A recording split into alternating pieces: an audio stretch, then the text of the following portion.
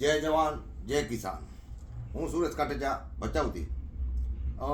આજ ખાસ વાત કરવાની છે અદાણીની, કે હાલે અત્યારે અદાણી દ્વારા ફરીથી આજ વાંઢિયામાં એને હાઈ ટેન્શન લાઇનનું કામ ચાલુ કરવામાં આવ્યું છે.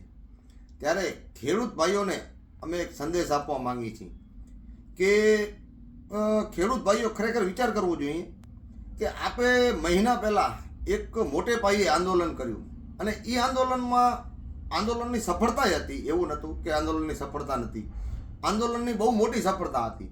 અને દેશના ખૂણા ખૂણામાં એક વાંઢિયા થઈ રહ્યું હતું કે અમુક મીડિયા જે હાઇલાઇટ મીડિયાઓ છે એ મીડિયાઓને વાંઢિયાનું નામ નહોતું આવડતું, ત્યારે વાંઢિયા અલગ અલગ નામોથી ટીવીના હેડલાઇન ઉપર આવી રહ્યું હતું કે અદાણીની દાદાગીરીથી વાંઢિયામાં ખેડૂતોને કોઈ વળતર આપ્યા વગર હાઈ ટેન્શન લાઇનનું કામ ચાલુ થઈ રહ્યું છે.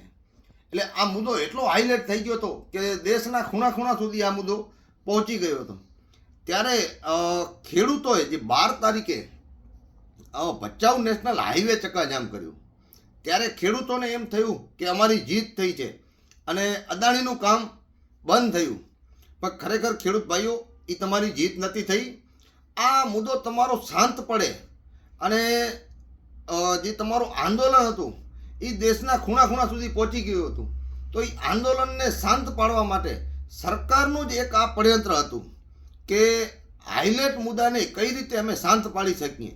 ત્યારે પોલીસને એવી છૂટ આપવામાં આવેલી હતી કે કદાચ ખેડૂતો આજના દિવસે કોઈ પણ વસ્તુ કરે, જેમ કે હાઈવે તમે બંધ કર્યું છતાંય તમારી અટકાયત ના થઈ, કોઈ ખેડૂતોને કાંઈ પોલીસે કાંઈ પૂછા ના કરી, કે તમને 7 કલાક એક ધારો સળંગ હાઈવે બંધ રાખ્યો છતાં તમારી અટકાયત ના થઈ.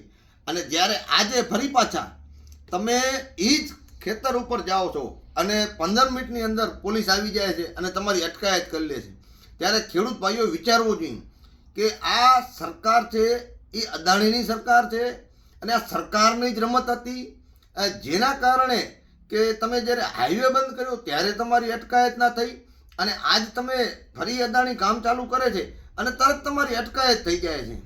એટલે ખેડૂતોએ જાગૃત થવું જોશે અને કચ્છના ખેડૂતોએ જે આંદોલન ઉપાડ્યું હતું એ આંદોલન ખેડૂતના માધ્યમથી જ આંદોલન ફરીથી ચાલુ કરવું જોશે. કારણ કે આ અદાણી અત્યારે દાદાગીરી બતાવવાનું એનું ચાલુ થઈ ગયું છે અને આજ પ્રથમ દિવસે જ વાંઢિયાના તમામ ખેડૂતોની અટકાયત કરી અને સામખિયારી પોલીસ સ્ટેશને લઈ જવામાં આવ્યા છે. જેવી રીતે આપના દ્વારા ખેડૂતો દ્વારા જે પહેલા આંદોલન ચાલુ હતું એ જ રીતે કચ્છના તમામ ખેડૂતોએ તાલુકા વાઇઝ ગામ વાઇઝ આંદોલન કરવું જોશે. ત્યારે જ આ અદાણી છે તે તેની ભાનમાં આવશે અને જે ખેડૂતોનું વળતર છે એ વળતરની રકમ નક્કી કર્યા બાદ જ કામ ચાલુ કરે એવી શરતોના આધારે આ આંદોલનને સમેટવામાં આવ્યું હતું અને બંધ કરવામાં આવ્યું હતું. છતાં આજ ફરી પાછું ચાલુ થઈ ગયું છે. એટલે ખેડૂતોને મારી વિનંતી છે કે ફરી આ આંદોલનને નવા મોડ સાથે ચાલુ કરવામાં આવે અને જે આપની માંગણીઓ છે એ જ્યાં સુધી ના સ્વીકારે ત્યાં સુધી વાંઢિયાના ખેડૂતો સાથે તમામ કચ્છના ખેડૂતોએ જોડાવવું એવી મારી વિનંતી છે. અને સાથે સાથે કે આ એક વાંઢિયાનો પ્રશ્ન નથી, કચ્છમાં હાઈ ટેન્શન લાઇન ચારે બાજુ આવી રહી છે. ત્યારે ખેડૂતો જો એક નહીં થાય તો આવા મુદ્દા રોજ બનતા રહેશે અને ખેડૂતોના જે જમીનો છે એ જમીનો પેટે એને નાની એવી વળતર આપી અને આ અદાણી એની દાદાગીરી ચલાવતા રહેશે.